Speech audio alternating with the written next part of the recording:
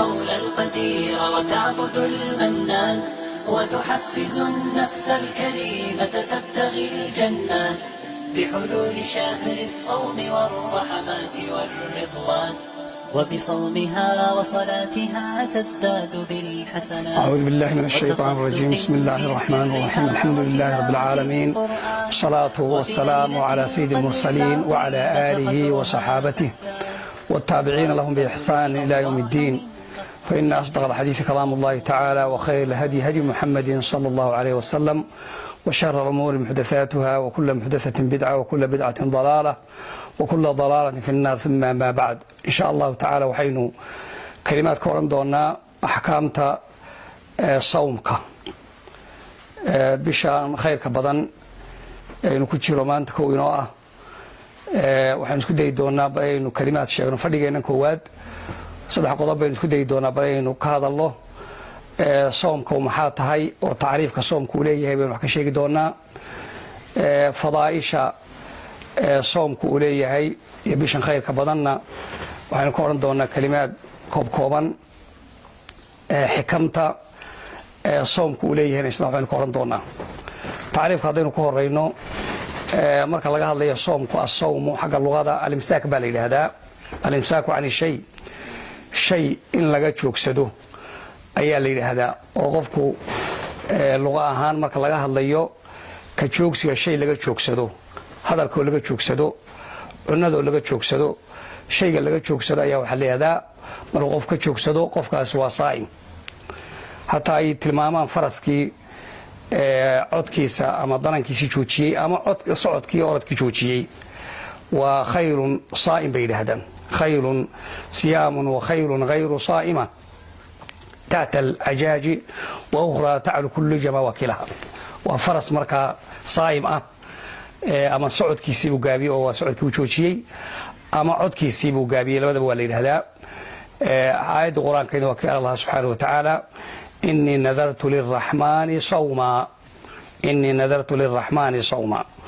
وإلهي حكاية مريم markii laga sheekeynayay waxaan ku nadray Allah الرحمن ka صوما ay imsaakan ama samtan amusnaan iyo hadalkan ka joogsado ayaan ku nadray. luqa ahaan macnahaasay ku timaadaa. xagga istilaaxa sharciga ana marka laga hadlayo soom waxa weeyaan waa qofku inuu ka afhaysto imsaakun can shayin makhsuus fii zamanin makhsuusin can shaksin makhsuus. waxa weeyaan inuu zaman go-an la afhaysto oo marka waagu beriyo ilaa gabal ku dhacayo zamankaa go-an qofku inuu ka joogsado shay makhsuusa uu ka joogsado oo waxyaabaha soonka jebinaya muftiraadka ah inuu ka afhaysto zamanka mucayanka ah shakhsi makhsuus oo arrintan ka dhacayso niyeysanaya oo soomana meesha uu joogo. wakuluu washrabuu xataa yatabayana lakum alkhaytu alabyadu min alkhayti alaswadi min alfajri waa ka alla subxaanahu wa tacaala. marka waxa weeyaan xilligaa muddadaa go-an ee mucayanka ah iyo shakhsi mucayan oo arrintaas samaynaya iyo waxa weeyaan waxyaabaha la iska reebay oo qof ka joogsado ayaa waxaa la yidhahdaa istilaaxa sharciga kaas ayaa sawm la yidhaahdaa. soomkaas fadaa'il fara badan buu leeyahay. fadaa'ishiisa rasuulkeeni maxameda salawaatu ullahi wasalaamu caleyh baa inoo qeexay oo waxaa laga warramaya rasuul ka warramay in jannadii ilaahay subxaanahu wa tacaala uu furay, naartii in la xidhay, in maxaanku idhaahdaa qofkii mu'minka ahaa si aanu looga calwin soonka uu sooman yahay shayaadiintii la xidhay. oo xadiidka wuxuu ahaa rasuulku salawaatu ullahi wasalaamu caleyh uu ku hadlay idaa jaa ramadaan futixat abwaabu ljanna وغلقت أبواب النيران وصفدت الشياطين أيها الرسول صلوات الله وسلام عليه. هذه بشهر رمضان أي تماضه وحوي الباب الجنة ولا فراه وحال حدا الباب النار تأيال حدا الشياطين تأيال كتير ديال حدا وسلسلة الشياطين أما صفدت الشياطين انت بواليه. marka albaabadii jannada waxa loo furayaa sidii qofkii muuminka uu sameeyo amalkii uu jannada ku gali lahaa. si aan amalku uga xumaan baa albaabadii naarta laga xidhay. waxaa shayaadiintii waaweyneed wax saamaysana waa la xidhay oo waxa la isweydiin karaa dee sharkuba intaa waa dhacaya oo shaydaankii dadka xumaanta waa ku ridayaa iyadoo la sooman yahay maxay arrintu noqonaysaa. waxaa lagu fasiray xadiidka ama saamayntiisii uu saameynaya shaydaanku xilliga aan soomka ahayn baa fududaanaysa oo hawshii uu qaban jiray baa laga dhimay. ama waxa weeyaan sida ibnu khusayme ragle ay tilmaameen u baabaysteenba kitaabkiisa saxiix ibnu khusayma waxaa la xidhay kuwii waaweynaa shayaadiintii waaweynayd ayaa la katiiradeeyey ee garaadada lahaa. saa darteed baan sidii hore aanay markaa dee ku yareeraa meesha ay shaqaysanayaan oo aan loo dhammaystirin taa intaba waa la yidhi. waxaa xadiidku uu tilmaamaya marka fadliga faraha badan ee soomku uu leeyahay weliba markaasaa riwaayadka qaarkood waxay tilmaamayaan waxaa dhawaaqaya malag baa dhawaaqaya oo qofkii khayrka raba inuu ka faa'iidaysto ugu bushaarinaya wax wanaagsan oo soo dhoweynaya oo qofka xumaanta raba bishaa khayrka badan xilligaa fadliga badan ee khayrka badan waxaa looga digayaa oo malagaa isuga digaya inuu ka gaabsado xumaa ka joogsado. yaa baaqiya alkhayri aqbil wa yaa baaqiya ashari aqsir. qofka khayrka dalbayow waxa weeyaan ku dadaal khayrka, soo qaabil khayrka. khayrkii wanaagga waa kuu furan yahay, waa lagu soo dhaweynaya bay macnaheedu ka dhigan tahay albaabadii khayrku waa kuu furan yahay dadaalka la imow. qofka mu'minka marka inuu ka jaaniska ka faa'iidaysto oo waqti ka lumin baa la doonaya. qofka xumaha doonaya wargaabso oo haddii khayrku uu mudaacaf yahay oo ajarkiisu fara badan yahay xumaanta qudheedu xilligaa wanaagsan ee fadilan xumaanta la sameeyaa waxay keenaysaa inay xumaanta waqti kale ay ka duwan tahay. waxaa ka mid a fadaa'isha ay bishaa soonta ay leedahay in ilaahay subxaanahu wa tacaala ajar aada u fara badan oo cadiima alla subxaanahu wa tacala ugu yabahay. xadiis alqudsiga wuxuu ahaa waaladii nafsii biyadih la khuluufu fami saa'im atyabu cinda allahi min riixi lmisk. nafteedu gacantiskay ku jirtaan ku dhaartee door soonka iyo isbedelka qofka mu'minka ah markuu sooman yahay afkiisu uu doorsoon ku dhacayo oo waxoogaa uri ay ka soo baxayso ayaa ilaahay agtiisa uga udgoon waxa le geedka miskiga la yidhaahdo ee waxyaabaha udayga u qiimaha badan. ilaahay agtiisa waxyaabaha jilowga qofka afkiisa ku jira ilaahay agtiisa uga udgoon yahay. yaa rasuulkeeni maxamed aha salawaatu ullahi wasalaamu caleyh uleeyahay. waxaa rasuulku tilmaamay xadiidkaas yatruku طacaamahu wa sharaabahu wa shahwatahu min ajli, yani wuxuu ka tegey cunadiisii iyo cabitaankiisii iyo waxyaabihii naftu ay jeclayd aniga daraadday uga tegey. markaasaa ilaahay subxaanahu wa tacala arrimaha ku abaalmarinaya oo asiyaamu lii wa ana ajzii bihi. soomka aniga iskale oo ilaahay baa isku gooni yeelay. cibaado kasta ilahay isaga iskale, laakiin qiimo weynaanta uu qiimo weyn yahay soonku ayaa xadiidku wuxuu leeyahay alla uu leeyahay anigaa iskale, wax la qiyaasi kara maaha abaalmarkiisu. aniga ayaa ka abaalmarinaya walxasanatu bicasharati amhaaliha. halka xasano 10 jeer baa qofka loo laalaabay ilaa la gaadhsiinayo 700 jeer. qofkaas soomani waxaa rasuulkeenu inoo sheegay salawaatu ullahi wasalaamu calayhi inuu leeyahay laba farax inuu yeelanayo oo xilligan adduunka uu joogan uu farxaya maalin kasta. lisaa'imi farxataan yafraxumaa. laba farax buu leeyahaadoo farax waxaa weeyaan waa marka uu afurayo idaa aftara farixa bifatrih.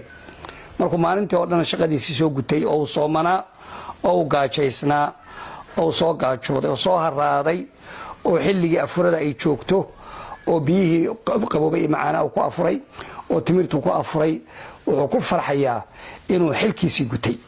wuxuu ku farxayaa naftu inay wixii haystay ee maxaan ku dhahdaa ilaahay dartii af xidhnayd oo alla subxaanahu wa tacaala dee uu cunadaas siiyey buu ku farxsan yahay. wuxuu ku farxayaa waidaa laqiya rabbahu farixa bisawmihi. markuu ilaahay subxaanahu wa tacaala maalinta qiyaamo la kulmana maalintaana wuxuu ku farxayaa sawmkii uu soomanaa. marka ajarka uu helay iyo khayrka uu helayo ayuu maalintaana ku farxaya.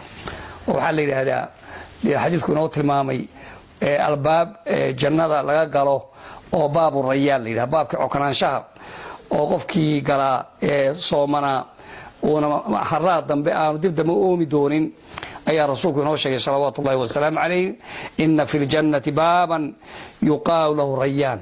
jannada waxaa ka mid a albaab la yidhaha rayaan la yidhaahdo. yadkhulu minhu الsaa'imuuna yowma alqiyaama maalinta qiyaamaha waxaa ka geli doona kuwa sooman laa yadkhulu fiihi axadu hayruhum qofaan iyaga ay ka geli maayo ayaa rasuulku inoo sheegay salawaatu ullahi wasalaamu calayh. weliba waxaa loo iclaamin doonaa la odhan doonaa ayna asaa'imuun, meeya dadkii soomana, ayna asaa'imuun, fayaquumuun, markaasay kici doonaan, fayadkhuluuna minhu, markaasay halkaas ka geli doonaan, falaa yadkhulu minhu axadu hayruhum, cidaan iyaga ahayn geli maayan, oo kama qaala nabiyu sala allahu calayh waali wasalam. rasuulku wuxuu inoo sheegay salawaatu ullahi wasalaamu calayhi qofkaas sooman maalintaa ee ilaahay dartii u sooman ee ajardoonka ah, ilaahay subxaana wa tacala dembigiisa u dhaafayo. man saama ramadaan iimaanan waxtisaaban gufira lahu maa taqadama min denbi.